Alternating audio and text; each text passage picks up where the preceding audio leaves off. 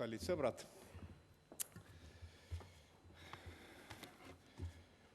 Ma pidin rääkima sulgpallist. Ei, tegelikult ikka jäähokist. Aga kui tuleb rääkida jäähokist, siis tuleks tegelikult rääkida ikkagi iseendast, sest mina olengi jäähoki, nii vähemalt jääb meediat lugedes mulle küll selline mulje. Kes ma siis olen? 57-aastane ehitusinsener, tehnikateaduste doktor, Tallinna Tehnikakõrgkooli ehitusteaduskonna professor.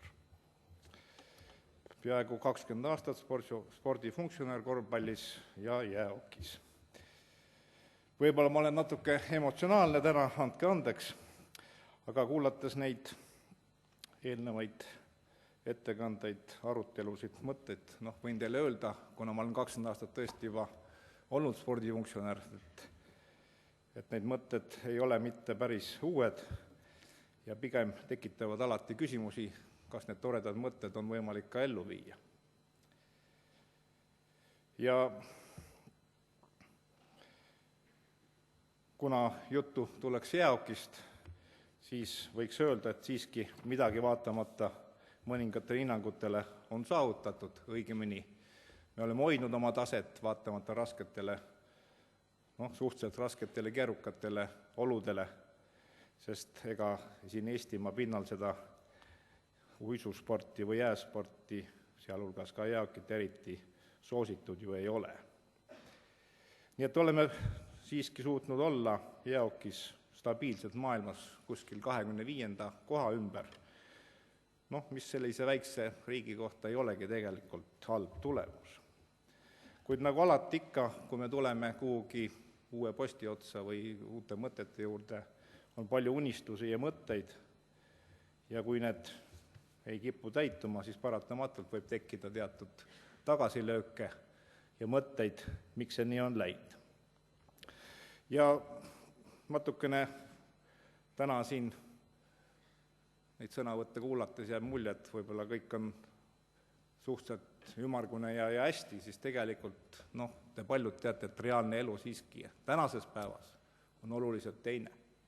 Võib-olla tulevikus läheb see asi paremaks, aga kahjuks me elame tänases päevas. Ja toetudes oma Soome, Läti ja Venemaa tuttavate spordijuhtide arvamusele võin öelda, et läbi nende suu, et minu kogemus ütleb, et Eestil vähemalt nende hoiakute järgi ei ole vaja jäähokit. Nemad seda ei mõista, et miks see nii on. Võtame just spordibaasid. Soome jäähokikoondise endine peatreener Kurt Lindström, Rootsi jäähokitäht Mats Sundin, Soome kuulus klubi treener Hannu Jordika, kõik nad on Eestis käinud külastades, küsisid kohe, miks siis Eestis on nii vähe jäähalle. Riigil ja ühiskonnal on vähe raha, võiks ju öelda. Hästi, võtame siis erasektoris selle raha võib-olla juurde ja appi. Näiteks Saku Suurhalli osas. Hea näide, kuidas on võimalik ühendada erasektor ja avalik sektor. See andis ju riigieelarvele olulist säästu, ligemale 200 miljonit. Aga võib-olla see ei olegi hea näide, sest näiteks praegu vajab Saku Suurhall lisainvesteeringuid, aga avalik sektor ei taha toetada. Aga kas meil polegi vaja see esindushalli? Jääspordialadel oleks küll vaja. Rääkides spordibaaside nõndanimetatud 3 või 4 laine poliitikas, siis tegelikult pole siiamaani kunagi arvestatud jäähallide rajamisega. Jäähokiliit ei jäänud siin ootama või esitas omapoolsed ettepanekud, plaanid, projektid. Käisin korduvalt läbi ka kõik maakonnakeskused. Abiks koostasime jäähalli projektid, finantsmudelid. Öeldi, et tuleb 5. laine. Aga ka 5. jäneselaine pole siiamaani aidanud.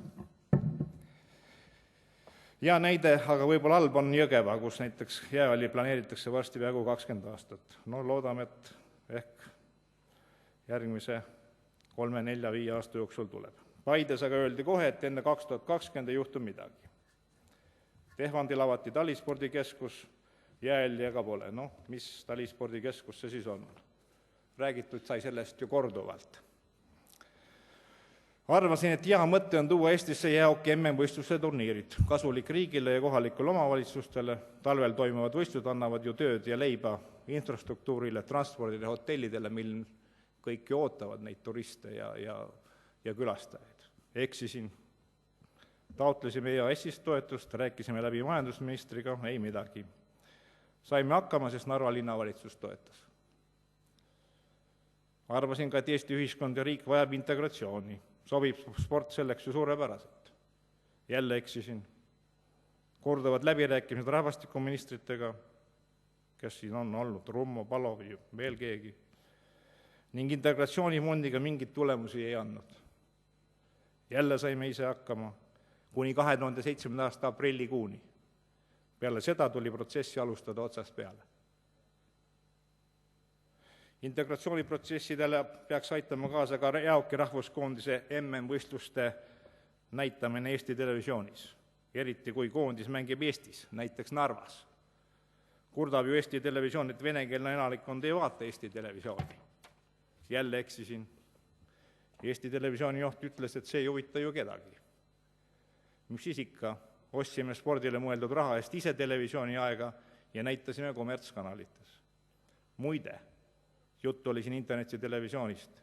Eesti Jaoki tegi esimese Eesti internetitelevisiooni ülekande spordivõistlustel 2003. aastal noorte MM-ilt Tallinnas. Väidan, et Eesti spordisüsteemi arengut takistavad vanad mõttestambid ja hoiakud, aga aeg on muutunud. Ja selleks on ikkagi ka tänase kostus ikka igal pool läbi. Individuaalalade vastandamine võistkondlikele aladele. Kõvasti aitab kaasa spordialade vastandamisele üksteise suhtes ka meedia. Sama kehtib kahjuks ka rahvuste ja inimeste vaheliste suhete kohta. Ei tahaks viriseda, pigem tahaks olla konstruktiivne ja olen ka püüdnud seda olla.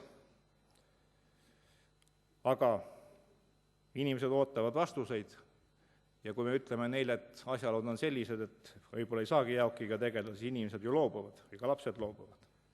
Aga tegelikult pole sporti, eelkõige noorte ja laste sporti pandud raha mitte kulu, vaid pigem investeering. No mida siis ootab või tahaks Jaoki? Me tahaksime hoiakut ja tunnustust, et Jaoki on vajalik. See on signaal ka toetajatele ja noorte treeneritele. Teiseks, tahaksime võrdset kohtlemist. Kui pole jäähalle, pole ju ka kuskil harjutada. Ja me ei saa leppida sellega, et spordipoliitikat vaadatakse vanade traditsioonide järgi, sellega me põlistame kehtiva olukorra. Kui meil baasi pole, siis meil pole seal ju jäähokit ega üldse uisusporti. Nii et pigem tuleb ikka asja vaadata dünaamiliselt ja arengus. Kolmandaks, hoiakute muustust Eesti spordisüsteemis. Võistkondlikud alad toovad lapsi spordi juurde, see kõlas ka täna muide. See on see A ja O.